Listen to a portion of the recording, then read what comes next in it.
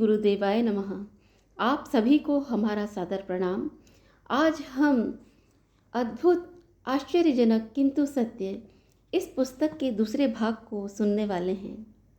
तो इसे आरंभ करने से पूर्व आइए हम परम पूज्य गुरुदेव जी, वंदनीय माता जी और माँ गायत्री को हृदय से प्रणाम करते हैं और इस पुस्तक के दूसरे भाग को आरंभ करते हैं।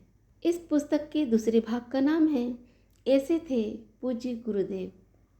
इसकी प्रस्तुति वीरेश्वर उपाध्याय जी शांति कुंज हरिद्वार उत्तराखंड से जो है उन्होंने की है। गुरुवर जो कहते उसे पूर्णतया स्वयं के जीवन में करके दिखाते। दूसरों के प्रति उदारता, स्वयं के प्रति कठोरता। उनके जीवन में सतत चरितार्थ तो थी ही, किंतु उस समय वह चरम अवस्था में पहुंच गई जब उनकी माता दान कुंवर बाई का निधन हो गया। मथुरा में जब वे अस्वस्थ थीं, उस समय भी आचार्य जी के कार्यक्रम सारे देश में अनवरत चल रहे थे। हर बार तपोभूमि के कार्यकर्ताओं, जिनमें मैं भी शामिल था, को देख रेख करने की हिदायत देकर जाते थे। पर पता नहीं क्यों इस बार उन्होंने कहा कि यदि कुछ अनहोनी घट गई तो दोनों स्थानों पर टेलीग्राम करना, जहां कार्यक्रम समाप्त हो व जहां प्रारंभ हो। साथ ही आवश्यक निर्देश देकर दौरे पर चले गए। दृष्टा की आंखों से भला कोई बात छिपी कैसे रह सकती है। वही हुआ जिसे समझा गए थे। उस समय छत्तीसगढ़ अर्थात पुराना मध्य प्रदेश के महासमुंद में 1001 कुंडी यज्ञ चल रहा था। प्रवचन के बीच में उन्हें टेलीग्राम दिया गया। टेलीग्राम पर नज़र पड़ते ही वे सब कुछ समझ गए। 1 मिनट के लिए आंखें मूंद कर उन्होंने दिवंगत आत्मा को श्रद्धांजलि दी। पुनः सहज भाव से यथावत अपनी विवेचना करने लगे। उस समय लोगों को कुछ समझ में नहीं आया, पर बाद में जब सभी ने सुना तो आश्चर्यचकित रह गए। ऐसा समाचार पाकर तनिक भी विचलित ना होना, स्थिर भाव से अपना कार्य करते रहना किसी स्थित प्रज्ञ योगी के लिए ही संभव है। सबके मन में एक ही आशंका थी कि गुरुदेव मथुरा चले जाएंगे, तब यहाँ यज्ञ का क्या होगा। किंतु उन्होंने अपने कार्यकर्ताओं को निश्चिंत करते हुए स्वयं के प्रति कठोर बनकर स्पष्ट कर दिया कि आगे के सभी कार्यक्रम यथावत होते रहेंगे। हम कहीं नहीं जा रहे, आप सभी के बीच ही रहेंगे। सबने आश्चर्य किया कि ऐसा कैसे हो सकता है। स्वयं की माता जी का श्राद्ध कर्म चल रहा हो तो बेटा बाहर कैसे रह सकता है। पर महापुरुषों के सभी कार्य लौकिक नियमों के अनुसार संपन्न नहीं होते। उन्होंने तो अपनी ओर से श्राद्ध कर्म उस 1 मिनट में ही संपन्न कर लिया था।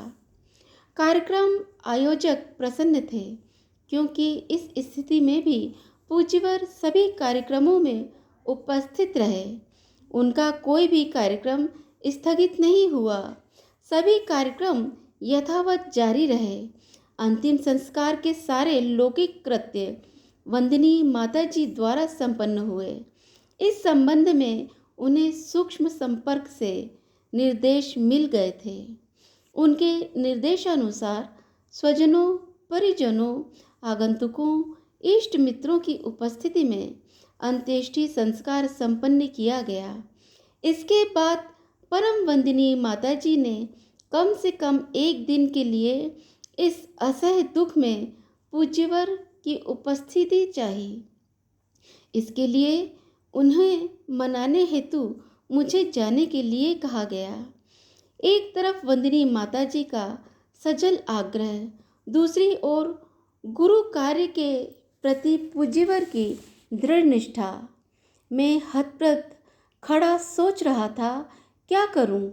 गुरुदेव को उनके निश्चय में डिगाना कठिन ही नहीं, असंभव था। उनके सामने जाकर यह बात कहनी पड़ेगी, यह सोचकर भी पसीने छूटने लगे।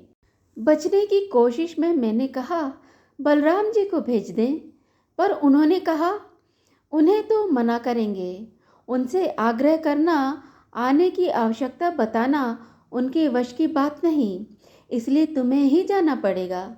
मैं निरुत्तर हो गया। महासमुंद के बाद बालाघाट में कार्यक्रम था।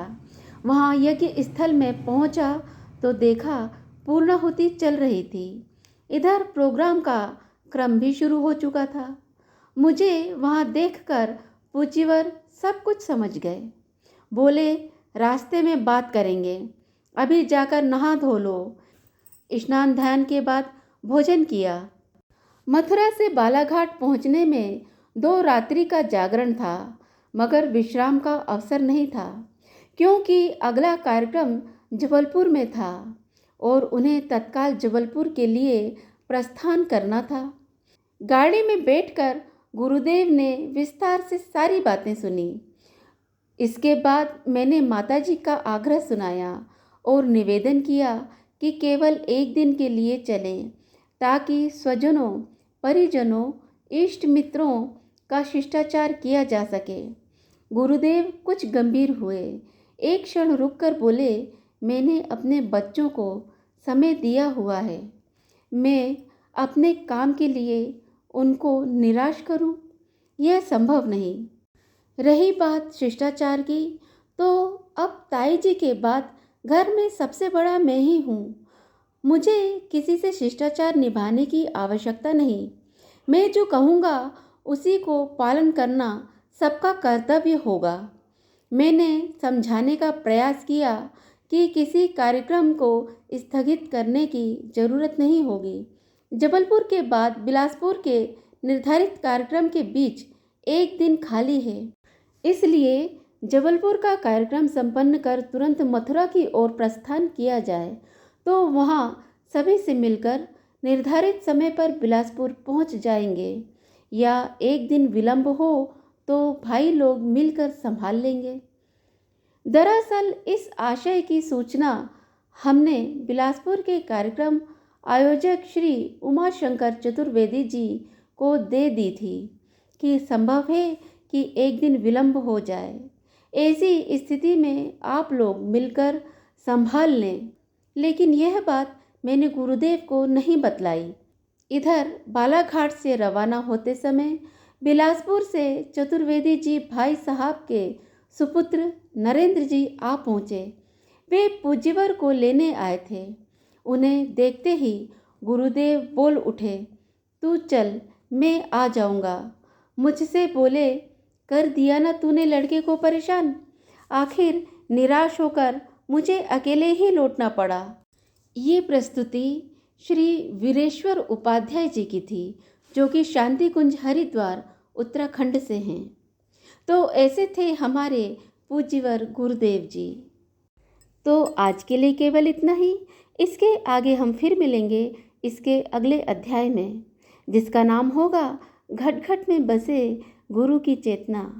तो जाने से पूर्व आइए हम परम पूज्य गुरुदेव जी, वंदनी माता जी और माँ गायत्री को हृदय से प्रणाम करते हैं और आप सभी से आज्ञा लेते हैं। यदि आपको हमारा ये चैनल पसंद आता है तो इसे आप लाइक करें, शेयर करें, सब्सक्राइब करें, ताकि हमारे सारे ही नोटिफिकेशंस आपको समय पर उपलब्ध हो सकें।